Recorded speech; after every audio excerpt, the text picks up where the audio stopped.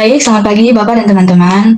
Di sini kami dari kelompok 6 akan mempresentasikan hasil kerja kelompok kami, yaitu menerjemahkan salah satu bagian dari buku A Leader in Health, Policy and Management, bagian yang ke-6, yaitu Quality and Safety atau kualitas dan keselamatan.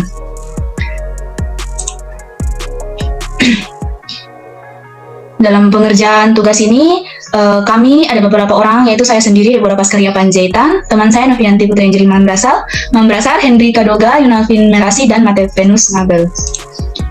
Yang akan kami bahas dalam presentasi kami hari ini adalah pertama, pendahuluan, kedua, kualitas perawatan, yaitu bagaimana cara menilainya, peningkatan berkelanjutan sebagai ideal dalam perawatan kesehatan, yang keempat, panduan dasar memimpin perbaikan sistem, kelima, kesalahan dalam kedokteran, dan yang terakhir adalah evaluasi program perbaikan kualitas. Pembahasan yang pertama adalah pendahuluan.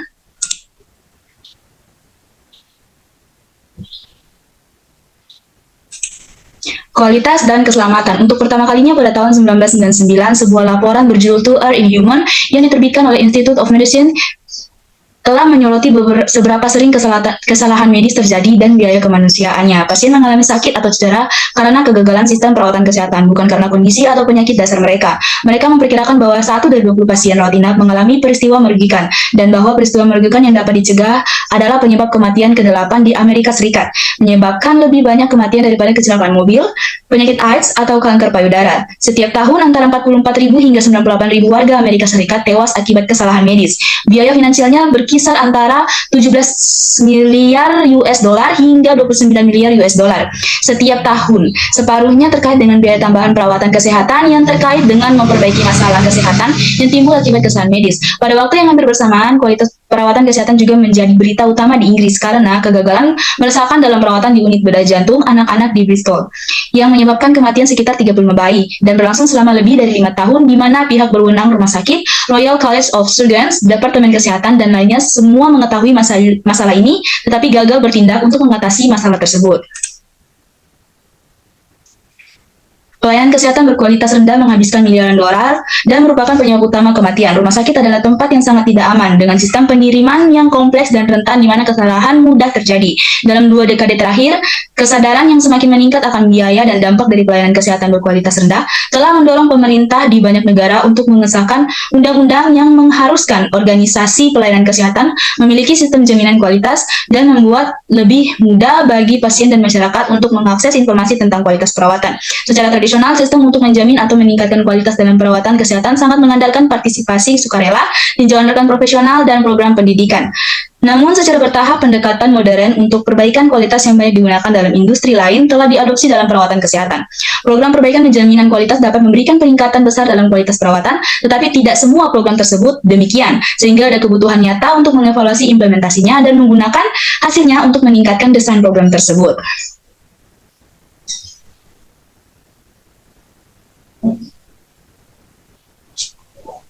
Selanjutnya akan dibacakan oleh teman saya. Ada juga kualitas perawatan, bagaimana cara menilainya.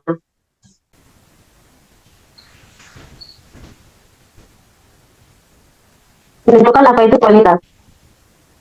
Seperti yang ditunjukkan dalam gambar 251, ada dua elemen dalam kinerja praktis. Yang satu bersifat teknis dan yang lain bersifat interpersonal. Kinerja teknis bergantung pada pengetahuan dan penilaian yang digunakan dalam membentuk strategi. Perawatan yang sesuai dan ada keterampilan dalam melaksanakan strategi tersebut. Kualitas dari kinerja teknis dinilai dengan membandingkannya dengan yang terbaik dalam praktis. Di sini ada 2 hal yang perlu ditekankan. Pertama, penilaian terhadap kualitas teknis bergantung pada pengetahuan dan teknologi terbaik saat ini. Mereka tidak bisa melampaui batas itu. Kedua, sebenarnya didasarkan pada ekspektasi di masa depan, bukan berdasarkan peristiwa yang telah terjadi.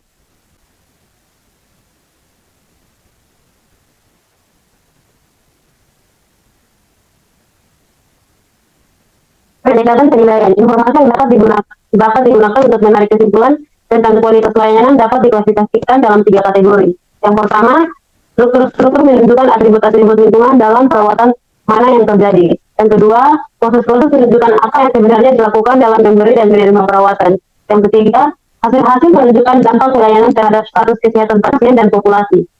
Pendekatan 3 bagian terhadap penilaian kualitas ini hanya mungkin dilakukan karena struktur yang baik meningkatkan kemungkinan terjadinya proses yang baik, dan proses yang baik meningkatkan kemungkinan terjadinya hasil yang baik. Oleh karena itu, Hubungan tersebut perlu dibangun sebelum komponen struktur, proses atau hasil tertentu dapat digunakan untuk menilai kualitas.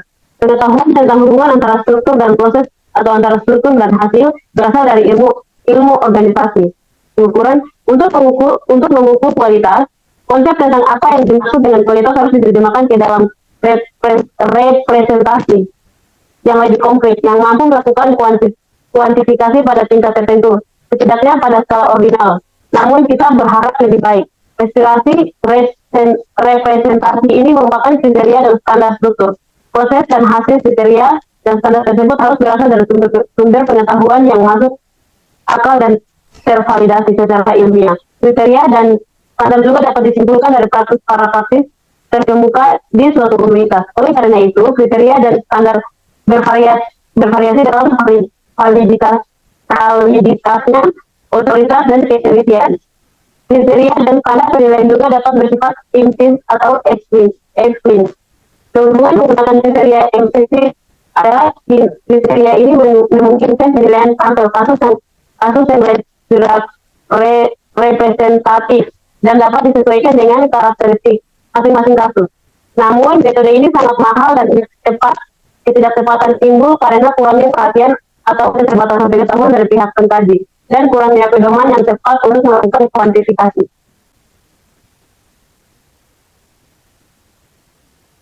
Sedangkan kriteria eksplisit membutuhkan biaya yang besar untuk dikembangkan, namun kriteria tersebut dapat digunakan selanjutnya untuk menghasilkan penilaian yang tepat dan berbiaya rendah. Meskipun hanya kasus-kasus yang kriteria eksplisitnya tersedia yang dapat digunakan dalam penilaian. Selain itu, kriteria eksplisit biasanya dikembangkan untuk kategori kasus.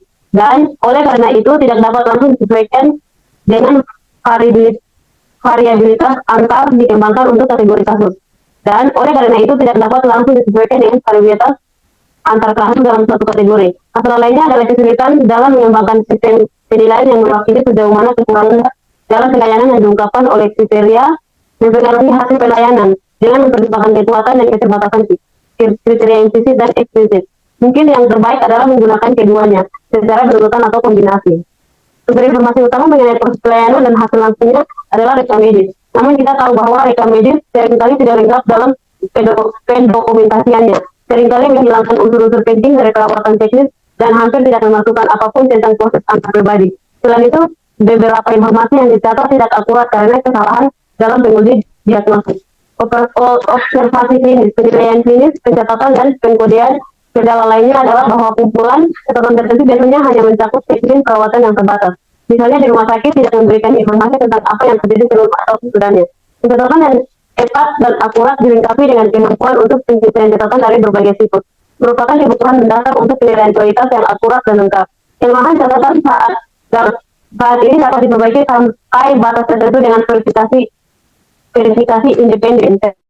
Keakuran beberapa data yang terkandung di dalamnya. Informasi dalam catatan juga dapat dilengkapi dengan wawancara terus kuesioner kepada praktis dan pasien. Informasi dari pasien sangat diperlukan jika kepatuhan, kepuasan, dan beberapa hasil jangka panjang ingin dinilai.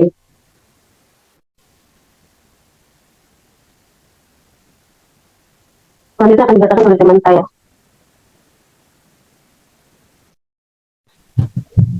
Baik, selanjutnya peningkatan berkelanjutan sebagai ideal dalam perawatan kesehatan.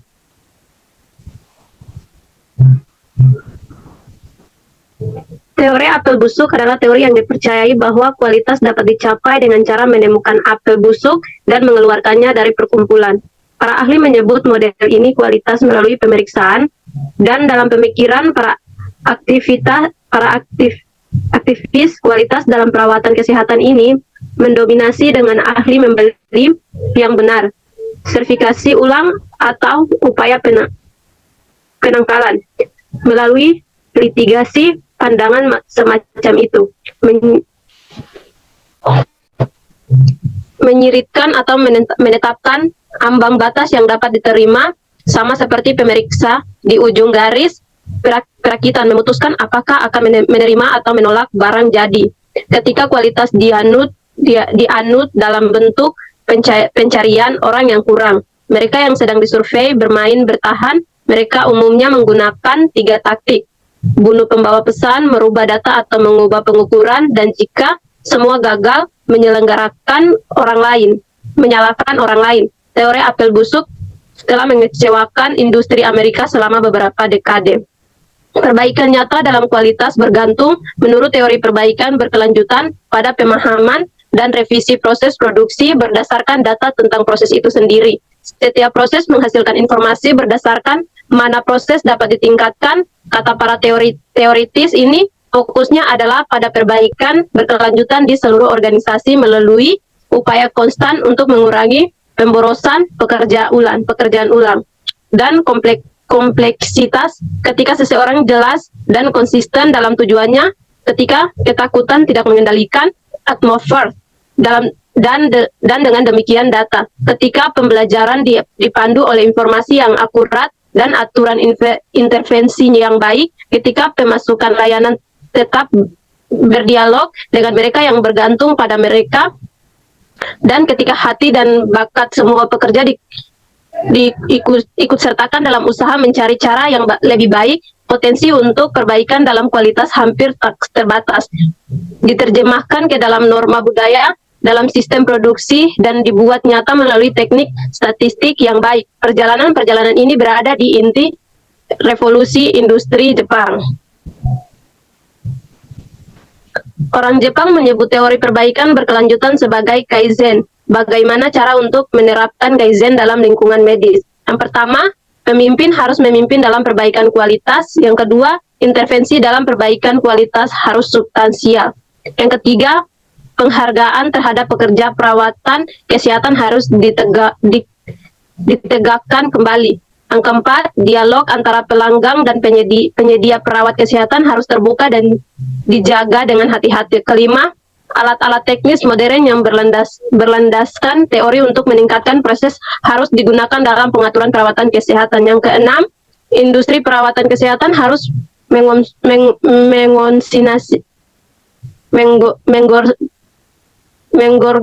mengorganisasi untuk kualitas.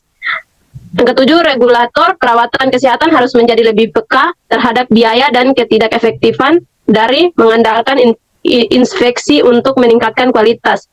Yang kedelapan, para profesional harus ikut serta dalam menentukan metode perawatan yang diinginkan, tetapi harus menghindari standar perawatan yang minimalis. Yang terakhir, dokter-dokter individu harus ikut serta dalam upaya peningkatan berkelanjutan.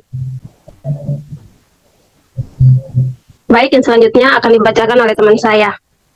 Baik, selanjutnya ada panduan dasar memimpin perbaikan sistem.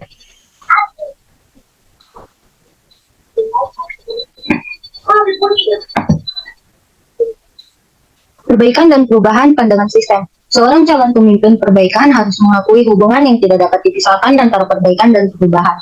Tidak semua perubahan adalah perbaikan, tetapi semua perbaikan adalah perubahan. Hukum sentral perbaikan. Hukum sentral ini mengubah pandangan kinerja dari masalah usaha menjadi masalah desain. Hukum sentral perbaikan menyeratkan bahwa kinerja yang lebih baik atau buruk tidak dapat diperoleh dari sistem kerja hanya dengan permintaan semata. Mengatakan bahwa kinerja adalah karakteristik sistem tidak berarti bahwa kinerja tidak pernah berubah. Sebenarnya, variasi adalah hal yang tak terhindarkan. Waktu tunggu bisa naik dan turun, demikian pula kematian. Namun, hukum sentral ini menyeratkan suatu jenis stabilitas tertentu, yaitu bahwa baik kinerja rata-rata maupun tingkat variasi seputar rata-rata tersebut dari waktu ke waktu adalah karakteristik dari sistem itu sendiri. Perubahan dalam suatu sistem bukan perubahan di dalam sistem. Sistem bisa membuat kita merasa tidak berdaya, tetapi sebaliknya ia memenuhi kebutuhan kita. Dipersatukan oleh tujuan bersama untuk menciptakan kesehatan yang hebat. Kita harus menciptakan sistem perawatan kesehatan yang hebat. Perbaikan dimulai dari tekad kita, tetapi untuk mencapai perbaikan kita memerlukan metode perubahan sistemik, model perbaikan. Sebuah model untuk perbaikan. Nolan dan rekan-rekannya telah merancang sebuah model sederhana dan elegan untuk mencapai perubahan yang merupakan perbaikan. Model Nolan terdiri dari 3 pertanyaan dasar dan unsur keempat yang menggambarkan siklus pengujian inovasi. Di samping adalah siklus model untuk perbaikan. Ada pertanyaan pertama, apa yang ingin kita capai? Yang kedua, bagaimana kita akan tahu bahwa suatu perubahan merupakan perbaikan? Yang ketiga, perubahan apa yang bisa kita lakukan yang akan menghasilkan perbaikan? Di bawahnya adalah siklus model perbaikan. pelajari dari mengamati modal dalam tindakan. Yang pertama ada pelajaran tentang menetapkan tujuan. Semakin spesifik tujuan yang ditetapkan, semakin besar kemungkinan perbaikan akan terjadi. Pemimpin memiliki tanggung jawab untuk mengklarifikasi tujuan. Yang kedua ada ambisi dalam menetapkan tujuan dan pelanggaran eksternal. Ambisi dalam menetapkan tujuan dan pelanggaran eksternal terbagi menjadi dua, yaitu tujuan harus ambisius dan mencatat seberapa sulitnya menjaga fokus pada tujuan. Yang penting bagi masyarakat yang memengaruhi pelanggan eksternal dari pekerjaan kami, seperti pasien, keluarga, dan masyarakat. Dan yang ketiga, pelajaran tentang pengukuran. Semua pembelajaran memerlukan untuk bentuk pengukuran. Pertama, pengukuran membantu seseorang mengetahui apakah suatu inovasi tertentu harus dipertahankan, diubah, atau ditolak. Kedua, pengukuran dapat membantu seseorang memahami penyebab. Ketiga, dan lebih halus, pengembangan pengukuran membantu memperjelas tujuan. Jawaban atas pertanyaan kedua Nolan membantu menyempurnakan jawaban atas pertanyaan pertama. Poin keempat, pelajaran tentang menentukan konsep perubahan yang dijanjikan. Pemimpin tidak bisa hanya memberdayakan orang untuk menemukan cara kerja yang lebih baik. Pada kenyataannya, tenaga kerja jarang datang dengan konsep baru yang lebih berani daripada yang telah diusulkan oleh para pemimpin sebagai alternatif terhadap status quo.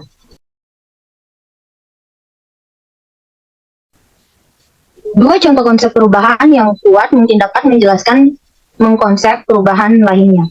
Bahkan lebih kuat tetapi lebih tidak mungkin ditemukan oleh tenaga kerja adalah aliran berkelanjutan. Ini adalah alternatif untuk memprosesan berkelompok, membuat tumpukan hal-hal yang akan dikerjakan pada waktunya. Apa hal ini demikian? Salah satunya adalah konsep penghapusan pekerjaan, ide bahwa pekerjaan yang tidak membuat harus dihentikan. Dan poin yang terakhir, pelajaran tentang penggunaan siklus PDSA untuk pembelajaran. Siklus Plan Do Study Age atau PDSA adalah sebuah akronim untuk menguji perubahan dalam pengaturan kerja nyata. Ini mendefinisikan kegiatan yang biasanya tidak menjadi bagian dari pekerjaan, tetapi jika dijadikan bagian dari pekerjaan dapat mengubah sistem dari sekadar stabil menjadi yang mampu melakukan pembelajaran berkelanjutan. Pemimpin yang efektif dalam perbaikan menekankan bahwa status quo harus selalu diuji terus-menerus melalui pengujian aktif perubahan yang menjanjikan dalam skala kecil.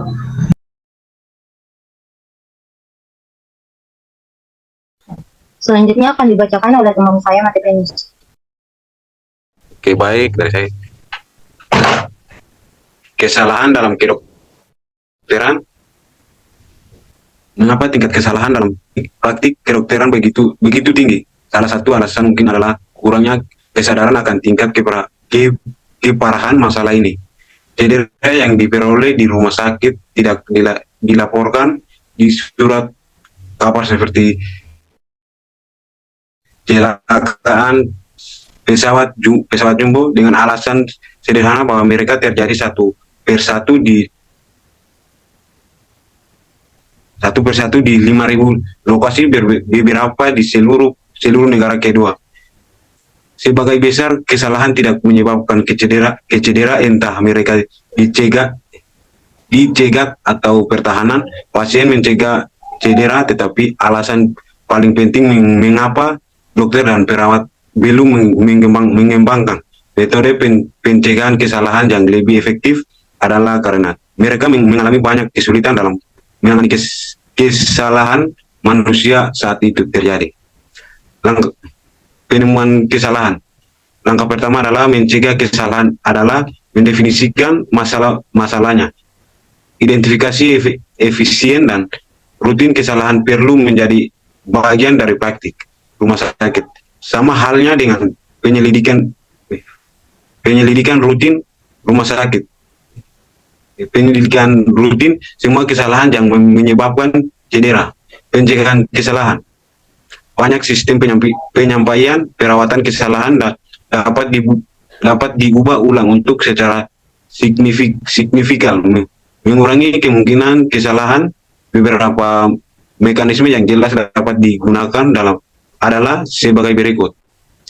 Keterangannya yang dikurangi pada ingatan, akses informasi yang ditingkatkan, pencegah kesalahan